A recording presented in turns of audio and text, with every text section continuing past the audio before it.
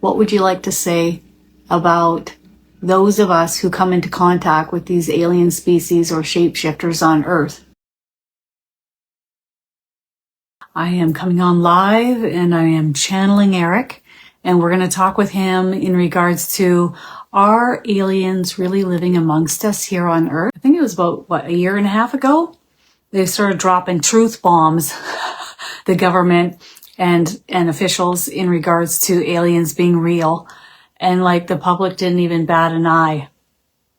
But now Trump has come out and really being official in releasing information about aliens and UFOs and etc. And of course, the individuals that have worked with the government in the past in regards to aliens have said that the individuals on Earth have developed our own UFOs. So it's not even UFOs that aliens have created, but copying their spacecrafts and making our own. When I am giving readings and I have individuals come to me and they're saying, I saw a UFO in the sky, it was gliding, and I'm wondering what that meant. And then we tune in, and 99.9% of the time, it is an alien species that is related to their starseed origins, where their soul has incarnated elsewhere, and they're checking in on them here on Earth or saying hello. And then I'll tune in and they say, well, the individual or the person that I'm giving a reading to asked for us to give a sign. Can you come and say hello? Can you come give us a sign? So I say to them, did you ask to see the UFO? Did you ask to see the aliens? And they go, yeah, I did. So I said, well, if you ask, then they'll come. So you could say to yourself, well, how do they know? How do they know I'm asking? How do they know I'm having these thoughts? Everything is energy. Your thoughts are energy, and they can pick up on what you're thinking, what you're feeling, your vibrational frequency, the energy you're exuding and sending out.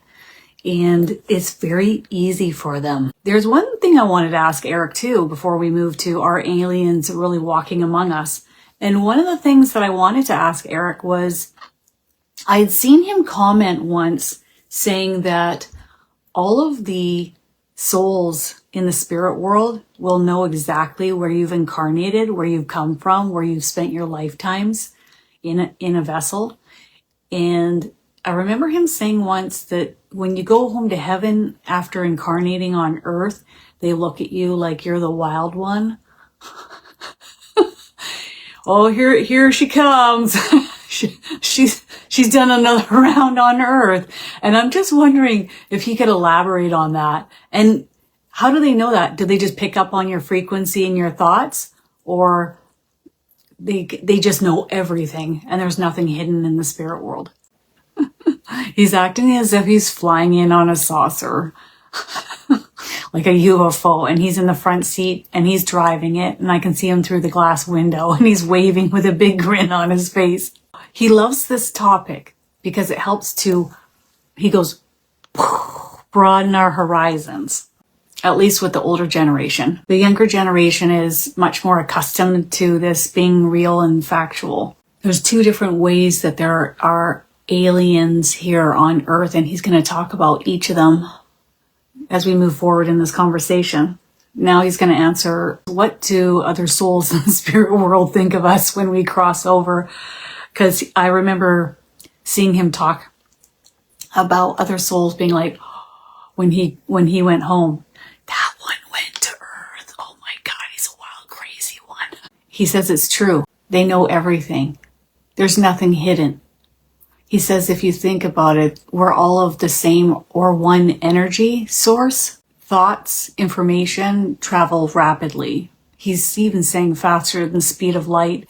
And so when you cross over and you head back home, they know everything. In fact, he says many of them have been watching from the sidelines, seeing how you're doing. So he's saying some of them wouldn't dare dream of going to Earth. And then there's some that can't wait to go to Earth, he says. Like the Wild Wild West, the free will zone, the free will to get up to any shenanigans you want. There's a lot of souls like that. They can't wait to come to Earth, he says. And so how are you treated when you go back, when you're heading home? And because I look at heaven as home. No soul that has ever come communicate through me for a loved one has ever said Earth is home. I've never heard that. They know that this is temporary, that heaven is home. He says it's a bit startling because you go from this frequency into the next. He says it's wonderful and elate. He says they often will say this word, elation. You go straight up in frequency and everyone's elated to see you. It is coming home, but many souls know where you've been and they know what you've gotten up to. Some are curious and some aren't. I can tell he's teasing because he gets a grin on his face. He goes, they're always like whispering behind my back, that one went to Earth. But I can tell you're joking, right?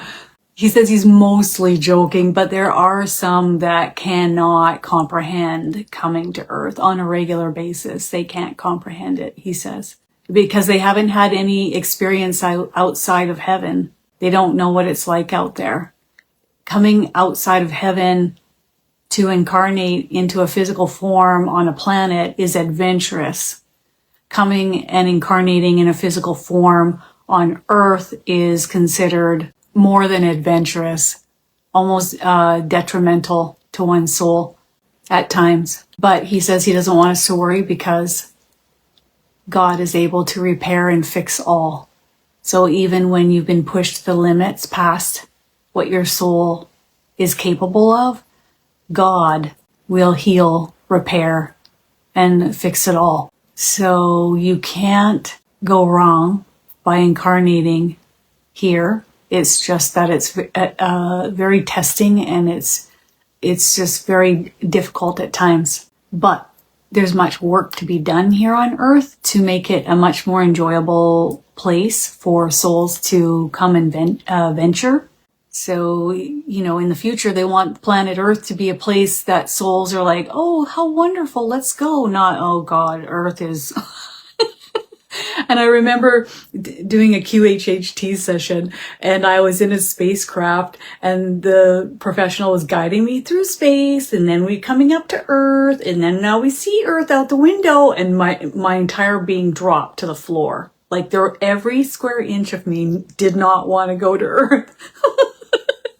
And we had just been on a Pleiadian planet and it was like, oh, wow, this is amazing. It was like 1,000% more than, say, Hawaii. Okay.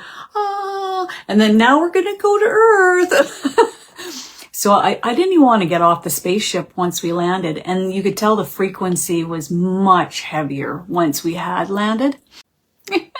He says there's a time when there is a moment as a soul when you come so many times to Earth over and over again, when you feel like you are getting a handle on it. And you, instead of seeking guidance or seeking help from others, you become more of the professional or the advanced one. So he says, don't worry, many of us are considered advanced at this stage with how many times we've come here. And he's also saying that some of us are able to hold the light and exude the light and keep our frequency higher. And so we do quite well here on Earth. Whereas some of us have had vastly different incarnations in vastly different bodies. And then we come here and we feel like a fish out of water. We don't feel like we fit in this body. This isn't home. I don't feel good here. And some of us disassociate or hover or hang outside the body. So we're not even fully in the body. And that's where we see a lot of non-player characters or NPCs or people disassociating, which he says is understandable. And it could, so he's just saying where we've been is so different than where we are. And the amount of experience or moments, times that we've come here could be a lot less. So we're still feeling like a fish out of water. You ready to talk about aliens walking amongst us? He goes, let's go. What would you like to say about shapeshifters? That's interesting because I was tuning into him last night and he kept saying shapeshifters. Oh God. What we have here on Earth are shapeshifters, those who are able to blend in, those who are able to appear and then disappear into energy forms, like many will see Bigfoot do. And so He goes, here you see me and now you don't. Those who come through portals and visit for a time and then leave. And then he says we also have us. He says those of us who have incarnated on other planets, in other bodies, who are star seeds. And so he says technically we're all originating from other alien species. So your soul, your energy has been in other bodies other than human. So he says it's important to make the experience on Earth what you want it to be, rather than fearing or worrying about what you don't want it to be or what it's becoming. If more of us focused on bringing each other together, lifting each other's frequency and focusing inwards, we would lift our energy up, and they would have a very difficult time with this new agenda that they are attempting to enslave humanity with. He says if they get away with the AI centers, the data centers, enough of them, and at the same time creating robots, so robot centers where they create lots of robots, then we will be in trouble. We're going to be in trouble. It'll be great advancements in a lot of other ways and helpful for humans in many ways with AI. But when we have many of the jobs done by AI or robots, then we become many useless eaters on the planet. So the top 1%ers, he's also calling them parasites, they are running the show. However, with a lot more light coming here to Earth, thinning the veil, opening our chakras, helping us awaken, start noticing, starting to get more into politics, starting to get more into what's going on around us, and awakening further, he has great hope for us in the future. So let's go back and talk about how these aliens are walking amongst us, and he's acting as if he's a man in black now. He says many of them get away with what they want here. It's a free-for-all. Some of them are intervened and stopped. Some have good intentions. Many do not. Some come to live what it's like to be a human for a time on the planet and enjoy the experience. And some come to enjoy living as a human on the planet and take advantage. That's why with shapeshifters, you'll see their eyes change or their appearance change. And then he's also talking about energies here that take over the human body and spirit and use it for their own will.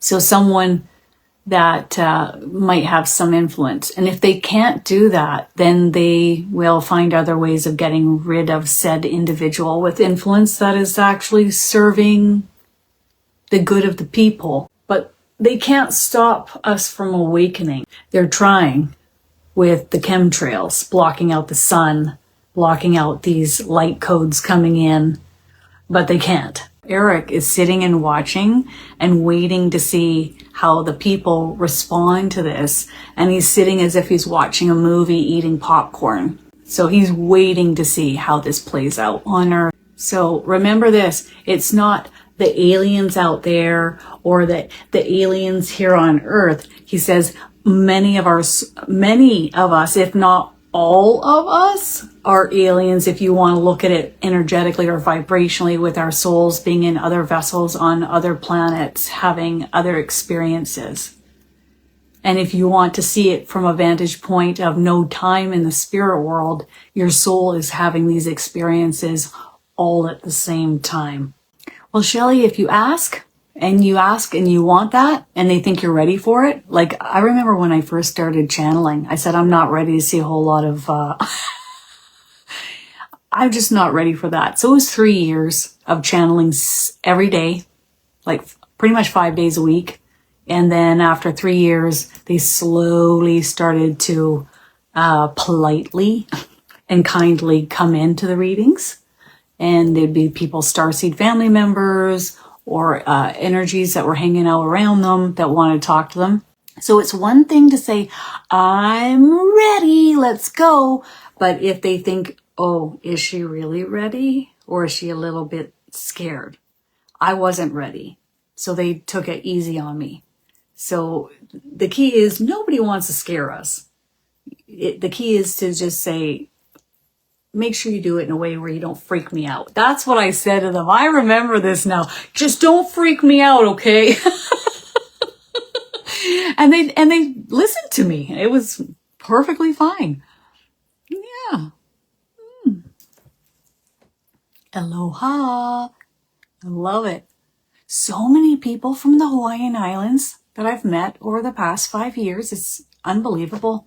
It's amazing. So why are you here on Earth? Is that what we're asking? Or during this live? So will Shelley see any UFOs? You know what it feels like? There's like a pullback in my body and like it's not necessary. Why is that? I feel like you're drawn more towards the angels, the archangels, and the angelic realm.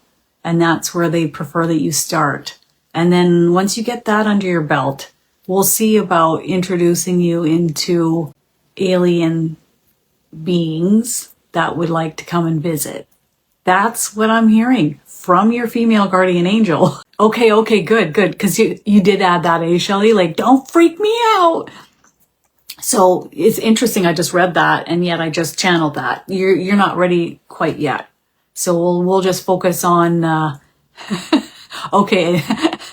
So we'll just focus on the angelic realm right now, which is what I was comfortable with. And they obviously knew that. And so Stephanie's saying, yes, on Earth. So why are you here on Earth? To help others, to hold your light bright in order to help. It's like, picture all of us coming to Earth and we bring our soul with us, and they're talking about you keeping your light bright. And then we have the collective consciousness, everyone's energy, everyone's thoughts, everyone here on Earth. And they're talking about you holding it up with your light. So you've got your hands up and you're holding up the frequency here on Earth, connecting with other women, females, female connection, female relationships, honing in and finding out who you truly are, awakening. So awakening, becoming more conscious and aware and curious. So that's also a part of why you're here. And then they're also talking about transmuting heavier frequency from you from past lifetimes while you're here. So picture the cleanup crews here on Earth. So we're all getting cleaned up. So when people are like, is there going to be karmic debt paid? No, because we are cleaning it up. We're all ascending. So the Earth is ascending. We're ascending. We don't have to keep coming back and repeating the same patterns or not. My husband believes that our Siamese cat is a protector. What do you think? Correct. Energetically protecting, watching, waiting, surveillancing. How fascinating. Why is this cat here to protect? Why does it need to be here to protect? That's just part of the cat's purpose here on Earth. It's not necessarily saying that you need protection. It's just choosing to do so. And it's also here helping to transmute heaviness from your home and elevate the frequency in your home. Isn't that fascinating then, Stephanie? So here you have it from your guardian angel. You only have daughters. So again, female energy that's around you. I get a feeling like, don't be surprised if you get other females that come in your direction, because they feel it would be a benefit if other women were in your presence. And I get this. What would you like to say about those of us who come into contact with these alien species or shapeshifters on Earth?